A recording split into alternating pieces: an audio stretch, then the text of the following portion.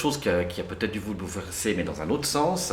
Dans votre précédent album, vous avez fait une chanson sur Alexandre Jolien, Feu d'artifice. Il y a un clip aussi très beau qui l'accompagne. En quoi, à un moment, vous vous êtes senti connecté avec Alexandre dans les valeurs qu'il défendait?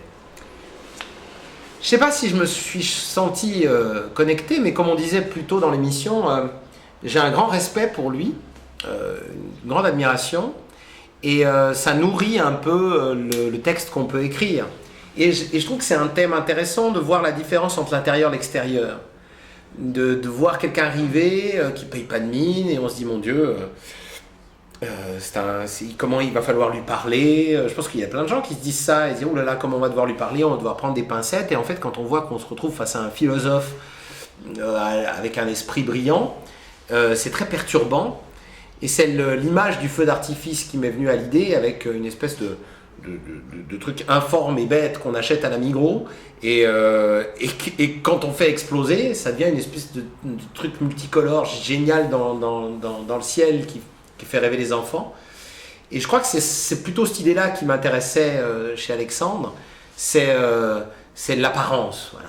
Le questionnement sur l'apparence et à quel point c'est factice quand on a affaire à quelqu'un comme ça.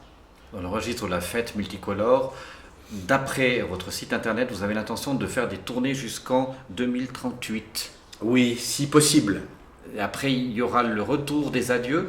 Après, je fais comme Johnny. J'ai fait un calendrier avec mes au revoir, et puis après, je fais mentir le calendrier encore une nouvelle fois, etc. 38, je me dis que... Je ne sais pas pourquoi j'ai dit 38, mais quand j'étais petit, on parlait de 2011, 2012, 2013. Je trouvais que c'était le bout du monde. Alors je me dis, c'est rassurant pour moi de me dire que c'est dans 2038, c'est dans... Voilà. Finalement, c'est que dans 20 ans et je ne serai même pas encore un vieux chanteur, quoi.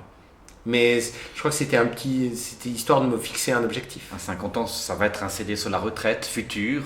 Donc non, ça vous tenterait? Je sais pas qui ça intéresse, mais oui. Mais je ne saurais pas quoi dire à 50 ans, moi, je pense. C'est ça mon drame.